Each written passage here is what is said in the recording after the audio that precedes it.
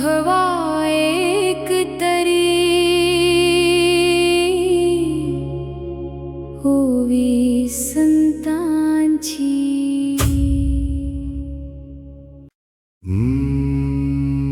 निळे हे व्योम, निळे हे सप्रेम, निळेपणे सम आकारले।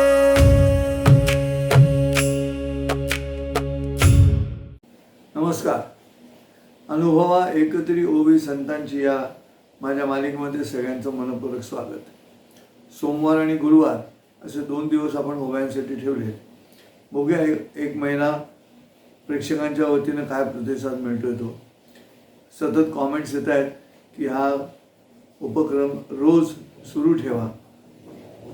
बघू कसं घडतंय ते. आज आपण ओवी घेतलेली आहे संत ज्ञानेश्वरांची. ओवी म्हणण्यापेक्षा ती विरहिणी आहे. आता विरहिणी म्हटल्यानंतर योग साधनेमध्ये विरहिणी कशी काय? विरहिणी हा शब्द सर्वसाधारणतः भौतिक जगातील प्रेमासाठी वापरला जातो. मग आध्यात्मिक क्षेत्रामध्ये विरहिणी कुठून आली असा प्रश्न पडू शकतो. परंतु ती विरहिणी म्हणजे नेमकं काय आहे ते आपण बघूया. परंतु ते जे 4 चरण आहेत जे आता आपण ऐकले आहेत, निळे हे व्योम, निळे हे सप्रेम, निळेपणे सम आकारले. काही ठिकाणी साकारले असा पाठभेद आहे, पण अर्थाला फार फरक पडत नाही. हे निळे हे व्योम आकाशाशी निगडीत आहे. पंचमहाभूत जी आहेत आपली, पृथ्वी, आप, तेज, वायू आणि आकाश. तर सर्वसाधारणतः आकाश हे जे महाभूत आहे ते सर्वोच्च मानलं गेलेलं आहे. याचं कारण असं, बाकीची 4ही महाभूतही आकाश तत्वामध्येच येतात. त्यामुळे पृथ्वी, आप म्हणजे पाणी, तेज म्हणजे प्रकाश, वायू म्हणजे वारा. त्यामुळे पृथ्वी, आप, तेज, वायू, आकाश ही सगळी महाभूतांची एकंदर रचना पाहता आकाश हे सर्वोच्च आहे. बरं, आकाश घनरूपात नाही. आकाशात घन येतात. आपण घन घन माला नवी दाटले असं म्हणतो, तो घन वेगळा. घन म्हणजे वस्तू म्हणून त्याच्याकडे पाहता येत नाही.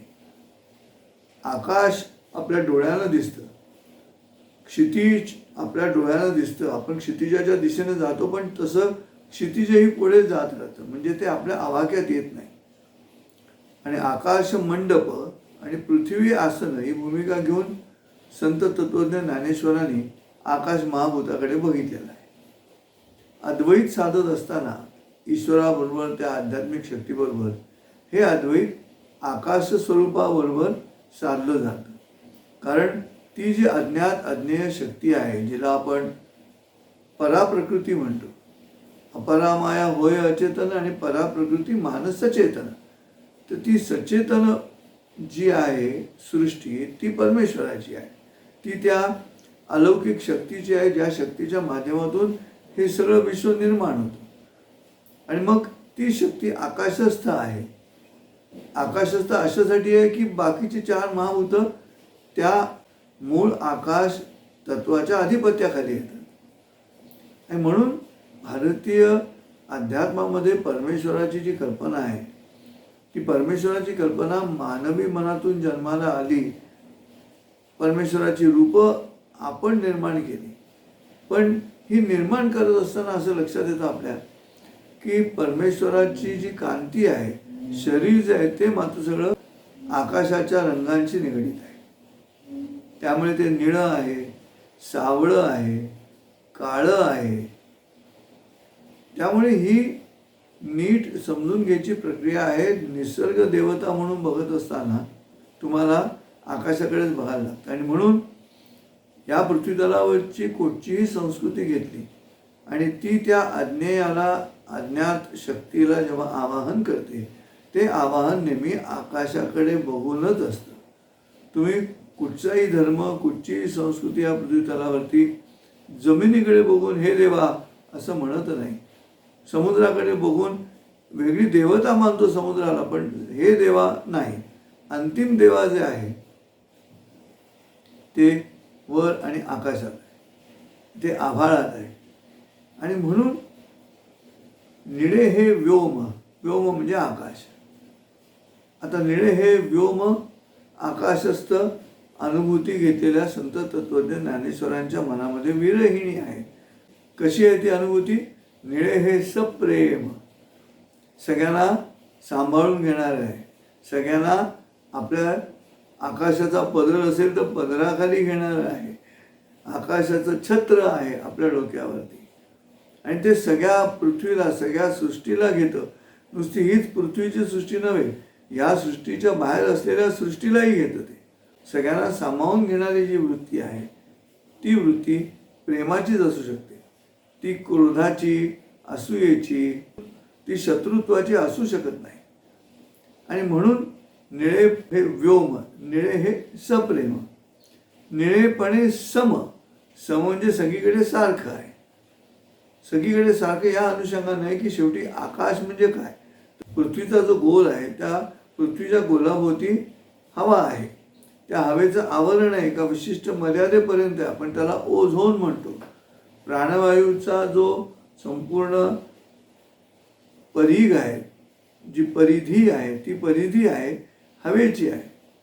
आणि म्हणून तुम्ही बघा, जेव्हा रॉकेट चंद्राच्या दिशेनं उडतं आणि पृथ्वीच्या त्या हवेच्या परिघाबाहेर जेव्हा जाण्याची प्रक्रिया असते, ती गोल फिरत फिरत फिरत फिरत फिरत मग शेवटी स्पर्शरेषेला हळूच ते तिकडनं बाहेर पडतं. पृथ्वीवरनं जरी असं उभं उडालं तरी ते लगेच त्या पृथ्वीच्या कक्षेमध्येच गोलाकार फिरायला लागतं आणि मग कालांतरानं ते त्या कक्षेच्या बाहेर जातं. स्पर्शरेषेमध्ये म्हणतात त्याला. तो जो परिघ आहे त्या परिघाच्या स्पर्शरेषेमध्ये ते बाहेर पडतं. असं जर गेलं तर ते संघर्ष होईल, घर्षण होईल आणि ते आकाशात जायच्या आधीच जळून खाक होईल. आता या ओझोनच्या पलीकडची गोष्ट आहे ती पण आकाशच आहे, ती निर्वात आहे. पण ती निर्वात जरी असली तरी ती आपल्या दृष्टिकोनातून आकाश म्हणूनच पाहिली जाते. मग निळेपणे समसाकाराने म्हणजे काय? तर हे समकृतीचा मुद्दा येतो कुठे? तो मुद्दा येतो पृथ्वीच्या आवरणामध्ये. आणि म्हणून आपल्या असं लक्षात येतं की जिथे जिथे कमी दाबाचा पट्टा हवेचा निर्माण होतो तिथे दुसरीकडनं हवा लगेच तिथे जाते. याचं कारण असं, परमेश्वराच्या संपूर्ण आवाक्यामध्ये, परमेश्वराच्या कर्माच्या आवाक्यामध्ये, परिघामध्ये कुठेही विषमता आढळत नाही. ते सम असण्याची क्रिया आहे आणि ते सम होण्याची क्रिया सातत्यानं आहे. म्हणून निळेपणे सम असं म्हटलेलं आहे. आणि ते सम आहे म्हणून ते सगळ्या बाजूला आहे, वर्तुळाच्या चारी बाजूला ते उपलब्ध आहे. आणि म्हणून हा अभंग लिहित असताना माऊलींच्या मनामध्ये विरहिणी कुठून आली? तर विरहिणी म्हणजे एका अर्थानं बघितलं ती अतृप्ती आहे. पण कसली अतृप्ती आहे? मिळालं नाही म्हणून अतृप्ती नाही.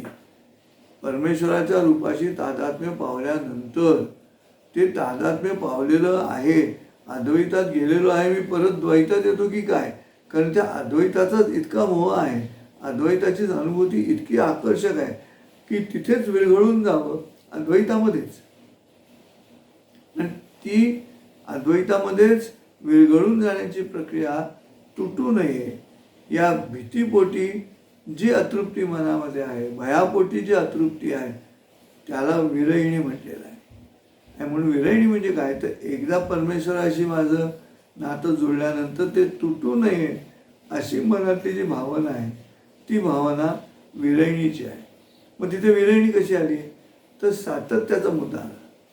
अद्वैताच्या सातत्यामध्ये राहण्याची इच्छा जी आहे ती इच्छा महत्त्वाची आहे. ती इच्छा पूर्ण होईल की नाही माहिती नाही, ती पूर्ण होईल की नाही माहिती नाही म्हणून भय आहे, आध्यात्मिक भय आहे. आणि मग ती पूर्ण होण्याच्या अनुषंगानं मनामध्ये जी अतृप्ती आहे त्यातून जन्माला आलेली ही विरहिणी आहे, आध्यात्मिक विरहिणी आहे. निळी आहे रजनी वाहे मोती आसारणी अशी पण एक विरहिणी आहे माऊलींची. तर हे निळे हे व्योम, निळे हे सप्रेम, निळेपणे समसाकारले अशा या आकाशस्थ परमेश्वराला म्हणून भजिजो आदी पुरुषी अखंडित असं पसायदानामध्ये ज्ञानेश्वर माऊलीने म्हटलेलं आहे. तो भजिजो आदी पुरुषी, तो पुरुषी आणि पुरुषी, कारण पहिल्या ओळीमध्ये चरण जो आहे तो कनी संपणारा आहे. त्यामुळे आता विश्वात्मके देवे येणे भाग्यज्ञ तोषावे तोषोनी मत द्यावे पसायदान आहे. विश्वात्मक आहे सगळं. जे खळांची व्यंकटी सांडो तया सत्कर्मी रतिवाडो भूता परस्परे पडो मैत्र जीवाचे दुरिताचे तिमिर जाओ विश्व स्वधर्म सूर्य पाहो, विश्व स्वधर्म सूर्य पाहो. जो जे वांचिल तो ते राहो प्राणी जात वर्षत सकल मंगळी ईश्वर निष्ठांची मांदी आडी अनवरत भूमंडळी भेटतो भूता. चला कल्पतरूंचे आरव चेतना चिंतामणीचे गाव बोलते जे अर्णव पियुषाचे चंद्रमे जे अलांछन मार्तंड जे तापहीन ते सर्वाही सदा सज्जन सोयरे होतू किंबहुना काय म्हणतात मग म्हणे किंबहुना सर्व सुखी. व्याकरणाच्या नियमाप्रमाणे ओवीच्या चलनाप्रमाणे खीने संपलेला पहिला चरण पुढचे दोन्ही चरण खीने संपायला पाहिजे. मग किंबहुना सर्व सुखी पूर्ण होऊनी तिने लोकी भजिजो आदी पुरुषी अखंडित. तो जो पुरुष आहे, पुरुष म्हणजे जेंडरचा मुद्दा नाही येते, पुल्लिंग स्त्रीलिंगाचा मुद्दा नाही. तो जो निर्मातावरती बसलेला आहे भजिजो आदी म्हणजे पहिला पुरुखी, तिथे ख येतो. ख म्हणजे आकाश आणि ख म्हणजे आकाश असल्यामुळे निळे हे व्योम निळे हे सप्रेम निळेपणे समसाकाराले म्हणत असताना हे जे ख आहे आकाश आहे. सोपं उदाहरण देतो तुम्हाला पटकन जाता जाता. ग म्हणजे एकाक्षरी क्रियापद आहे, ख म्हणजे आकाश एकाक्षरी शब्द आहे, नाम आहे ते. मग आकाशातून तो जातो तो कोण, गमन करतो तो कोण, तो खग असं आहे ते सर्व. आणि मग आकाशात उडू शकत नाही ते पक्षाचं पिल्लू काय, तर पहिल्या अध्यायामध्ये जैसे शारदीयचे चंद्रकळे माझे अमृतकण कोवळे ते वेचिती मने मवाळे चकोर तलगे असं माऊली म्हणतात. काय शब्द आहे, तळाशीत जो गमन करतो आहे तो तलगे आहे आणि आकाशातून जो गमन करतो तो खग आहे. त्यामुळे त्या आकाशस्थ पुरुषाबरोबरचं झालेलं अद्वैत आणि त्याच्या सातत्याची इच्छा हे विरहिणीचं मूळ कारण आहे. असो सोपं पण आहे आणि कठीण पण आहे. समजून घ्यायचं असेल तर काही ठिकाणी आपल्याला समज जाऊन सांगावं लागतं आणि श्रोतेव काही ठिकाणी आपल्याला समज जाऊन घ्यावं लागतं. ते समज जाऊन घेण्याचा प्रयत्न तुम्ही करता आणि म्हणून दररोज बोला असं मला सांगताय. बघूया काय करता येईल ते. पण आज इथे सांगतो. पुन्हा भेटू आपण गुरुवारी पुढच्या ओवीसहित अनुभवा एकतरी ओवी संतांची या मालिकेत. आज इथे सांगतो. रामकृष्ण हरी. अनुभवा एक तरी होवी संतांची.